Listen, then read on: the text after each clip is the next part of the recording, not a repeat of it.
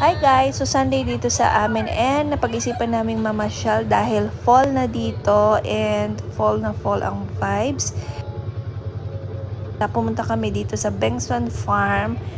Ang ganda dito guys kasi mura lang siya tapos free na ang rides pag nagbayad ka ng kanilang entrance fee. Which is, nagpunta kami medyo mahal pa kasi ano siya weekend. Parang $36 yung binayaran namin. Pero pag pumunta ka dito ng weekdays, mas mura siya ng $10. Ang daming mga activities at mapupuntahan dito. Meron din mga pang Halloween. And marami din silang ride. Siyempre, ang maganda pa dito guys, marami ring mga pagpipili ang mga pagkain. Unlike sa ibang mga pumpkin farm, meron silang cider donuts, may mga sweet corn. Ang sarap ng sweet corn nila.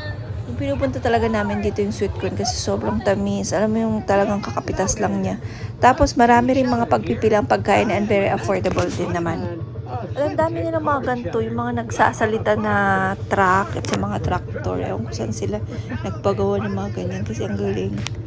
So ayun, relax day lang, chill lang kami kasi after ng church pala kami nagpunta dito and ayun na muna guys, I think mayroon pa kasunod tong vlog na to.